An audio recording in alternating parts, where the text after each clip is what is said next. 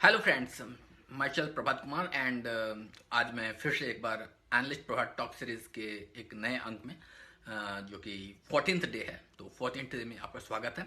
और आज जो मैं बात करने जा रहा हूँ वह इस टॉपिक पर है कि अगर हम हाउस खरीदते हैं, घर खरीदते हैं, तो उसको इन्वेस्टमेंट के तौर पे हम ले सकते हैं। और अगर हम इन्वेस्टमेंट के तौर पे लेकर के अगर घर खरीदते हैं तो हम as a multibagger return की भी कल्पना कर सकते हैं। लेकिन सबसे जो इम्पोर्टेंट बात है कि हम जब घर खरीदते हैं और सोचते हैं कि यह हमें मल्टी बैगर रिटर्न की तरफ देगा, तो उसके लिए हमें पहले से तैयार रहना चाहिए कि ये इन्वेस्टमेंट हमारा एक जैम की तरह है कि एक बार उसमें आप फंस गए तो फिर उसमें से फिर निकलना बहुत मुश्किल होता है। मतलब आप अगर एक बार इन्वेस्टमेंट कर दिए तो फिर वापस उससे एग्जिट जो पाना है वो बहुत मुश्किल होता है। तो इसलिए अगर हम स्टॉक में इन्वेस्टमेंट कर रहे हैं तो it's quite likely that you can get out very easily. If you are putting your money in fixed deposit, it is again very difficult because once you will try to exit before maturity, you will have to pay some penalty for that. So all these things are there। और stock market और fixed deposit तो अपनी जगह पे है। हम real estate investment की बात करें जिसमें हम कोई घर खरीदते हैं, हम घर खरीदें और इसके लिए सरकार से लेकर के बहुत बहुत सारे जो रियल एस्टेट एजेंट होते हैं सब हमें एक अलग अलग तरह के ऑफर्स देते हैं, फैसिलिटीज़ देते हैं जो हमें लुभाते हैं और हम चाहते हैं कि हम भी अपना एक घर खरीद लें। लेकिन जब घर खरीदने की बात होती है तो लोग इस पॉइंट ऑफ व्यू से घर खरीदना चाहते हैं कि वो घर उनका अपना हो और सोसाइटी में एक इमेज दिखा सके कि या I own this house and I am staying in that house. But when you are planning to buy a house from the point of view कि आपको उस घर में रहना नहीं है, उससे आपको मल्टी बैगर स्टॉक की तरफ प्रॉफिट कमाना है, तो आप इस बात पर ध्यान रखें कि आप जो भी घर खरीद रहे हैं वो ऐसी जगह पे खरीद रहे हैं जहां पर बहुत सारे डेवलपमेंट हो रहे हैं और आने वाले समय में उस प्लॉट का, उस घर का प्राइस राइज होने का बहुत ज़्यादा संभावना है। आप 3-4 साल का हॉरिजन लेकर के ऐसे जगह पे घर खरीदें।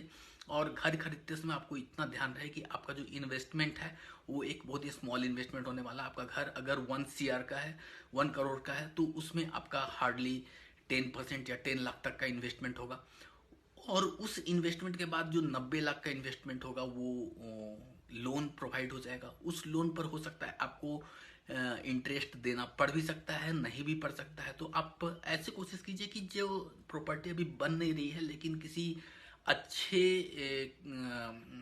रिनाउंड कॉन्स्ट्रक्टर या फिर जो भी रिनाउंड डेवलपर्स हैं उनके द्वारा बनाई जा रही ऐसे प्रॉपर्टी को ले, ताकि उसको अगर उन्होंने फाइनलाइज कर दिया कि इस डेट तक रेडी हो जाएगा तो उसी डेट के बीच में आप उसको उस अंतराल में आप उसे खरीद सकें और उसको उन्हें रेडी होने के लिए टाइम दें। अगर वो रिनाउंड कंस्ट्रक्टर है, रिनाउंड डेवलपर है, तो डेफिनेटली वो अपने प्रॉमिस पे, वादा पे कायम रहेंगी। वो रेरा और ऐसे ऐसे कुछ अन्य एजेंसी होते हैं जिनके द्वारा अप्रूव्ड होता है कि उनकी बातें जो से वो बातें पर टिके रहेंगे, तो वो सब अप्रूवल चेक कर ले।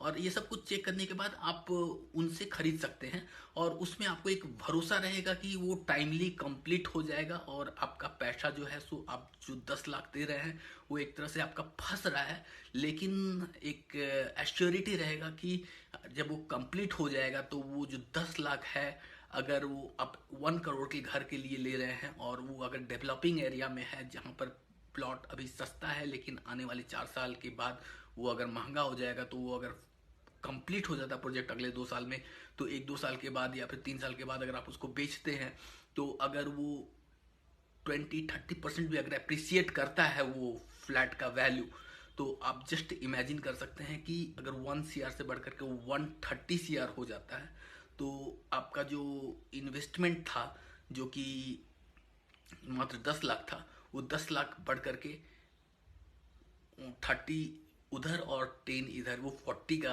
10 के बदले आपको 40 का रिटर्न मिल रहा है। तो that way you are getting 3-fold benefits in just 2-3 years and you are not paying any interest. As I said, you should avoid paying interest there. So आप देखिए कि आपको इंटरेस्ट पे नहीं करना पड़ रहा है। आप कैलकुलेट कर लें कि अगर मिनिमम कुछ इंटरेस्ट पे करना पड़ा तो मैक्सिमम कितना इंटरेस्ट आप दे रहे हैं पूरे 3-4 साल में। तो उस तरह से करके आप देखें तो आपका वो एक स्मॉल अमाउंट जो है सो बहुत ज़्यादा अमाउंट में कन्वर्ट हो सकता है।